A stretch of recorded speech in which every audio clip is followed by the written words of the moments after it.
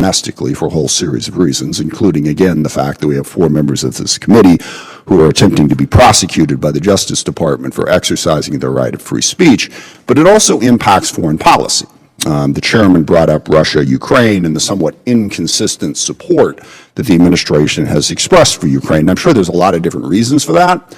But to take the president at his word, the fact that he and Putin, as he likes to say, went through the whole Russia hoax thing together, the fact that it wasn't actually a hoax, Russia did in fact attempt to interfere with the elections aside, it seems to influence his opinion, because he and Putin were together on something, whereas Zelensky, when the president called him up and asked him to dig up dirt on Joe Biden, didn't do it. And then we have this whole performance art in the White House in February of Zelensky being dressed down in the middle of a war, undermining confidence in Zelensky and undermining our ability to put the pressure on Russia that we need to put on them to end this war and protect Ukraine. Again, all of that driven by sort of a personal amount of loyalty and a grievance that the president has, and we see that play out in the tariffs. We have a 50% tariff on India after Modi doesn't give Trump credit for ending the war in Pakistan and India, which apparently he didn't have much to do with. We put a 50% tariff on Brazil because they weren't nice to Bolsonaro, who Trump likes. We also put a tariff on Switzerland, and I confess as I'm talking to you, I forget exactly why. It's hard to keep track of all of the grievances past a certain point, but that undermines any sense that we have a set of values in terms of how we're trying to approach our foreign policy.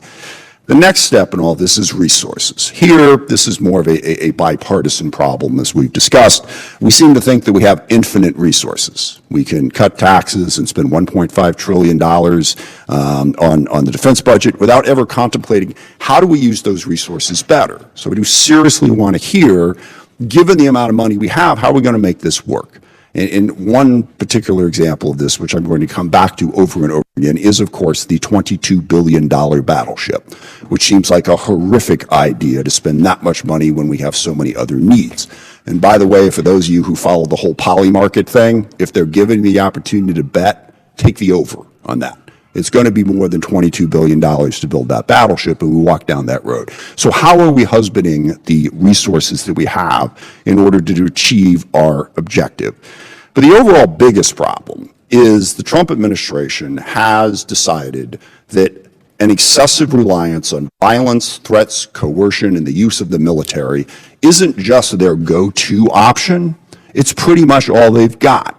If somebody in the world isn't doing exactly what we want, our approach is let's punch them in the face repeatedly until they capitulate. And then frankly, even after they capitulate, we decide to keep punching them in the face just on the off chance that they might change their mind. And I think, as I said, the Financial Times summed this up fairly well this morning when it said, let me get all of this straight in my head. They want their allies to join in an ill-thought-out war of choice with unclear aims and an uncertain chance of success for any of the myriad aims stated so far. They want everyone else to absorb any of the externalities, like influxes of refugees, disruptions to shipping, higher oil and commodity prices, and maybe even some incoming missiles. And then they also want to tariff everyone at 15%. I'm not sure they can keep pushing at everyone all at once indefinitely. There seems to be an inability here not just to anticipate second and third order effects, but even just to model a response from any other party, much less every other party. The rest of the world does matter, and I suppose maybe we can just say, we're the United States, whatever we want, you have to give it to us, and if you don't, we're going to bomb you, tariff you, or do something to you. But that type of confrontation creates more chaos and more war, which is what we have seen. I know everyone likes to dump on the international rules-based order, okay? But the alternative to that was might makes right. Was basically whoever's strongest, go take what you want, and we'll just fight it out. And after a whole series of world wars, called in the war that killed 70 million people and blew the entire industrial world off the face of the map, we decided, let's try something else. It isn't perfect, all right? Not everyone follows the laws all the time, but it seems like what the U.S. has said is we're going to dump that entirely, and we're going to take what we want, when we want, and how we want, and the rest of the world can go to hell. I don't think that's going to end well. So I would like to see some kind of plan as to how other tools in our toolbox, other than just the military, diplomacy, aid, foreign aid, which of course we decided to cut off food and health care from hundreds of thousands of people so that they starved to death. That doesn't help either. Are there other tools that we think about other than just coercion, violence, force, and the use of the military? I think there should be. And I guess the final question I want you to consider is, when President Trump was running for office, he said over and over and over again, I'm not going to do wars. In fact, he very specifically said, if I'm president, we will not go to war with Iran. And here we are. So I'm genuinely curious, what changed? What changed from when he was a candidate to when he was in office that has led us to the level of conflict that we are now experiencing? Thank you, Mr. Chairman. I yield back. I thank the ranking member. I'd now like to introduce our witness, Mr. Elbridge Colby, as the Undersecretary of Defense for Policy. Thank you for being here. Mr. Colby, you are recognized. Mr. Chairman, Ranking Member Smith, thank you for the opportunity to appear before the distinguished members of this committee to testify on the Department of War's 2026 National Defense Strategy. The animating purpose of this strategy was to put into reality the logic of President Trump's common sense, America first, peace through strength approach. At its heart, as detailed in the 2025 National Security Strategy issued by the White House, this approach is channeled through the principle of flexible realism. That is, the effort to practically and realistically advance and protect the concrete interests of regular Americans. The core of a strategy, as the National Security Strategy eloquently describes, is to evaluate, sort, and prioritize.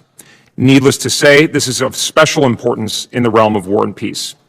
The heavy responsibility of effectively doing so motivated our work at the department to produce the 2026 NDS, and we believe under Secretary Hegseth's leadership that we have done so. Under President Trump's leadership and with your support in the Congress, the American military is and will be the world's finest, an unmatched fighting force that has impressively demonstrated its prowess in recent months, Operations Midnight Hammer, Absolute Resolve, and now Epic Fury. At the same time, we recognize that, as Secretary Hegseth has aptly put it, we cannot do everything everywhere all the time. This is, of course, a practical reality. The American military, while without peer, is not infinite in its application and resources. Potential opponents have been building their strength and capabilities, and it is not fair, just, or sustainable to ask the American people to bear burdens that are inequitably distributed with those of our allies and partners. As a result, we must prioritize, and this strategy does so. It does not do so in a way that is pinched or hesitant. Instead, it does so in a way that prudently and practically navigates between two unreasonable extremes. On the one hand, an isolationism that pretends that we can retreat from the world and that a favorable stability will emerge. And on the other hand, an unfettered use of military force for overly expansive ends that would drain the American people's will and resources in unnecessary and overly ambitious conflict. This strategy, rather, prudently adopts a middle course that will actually put us on a far firmer, more successful, and thus more lasting course than either of these extreme alternatives.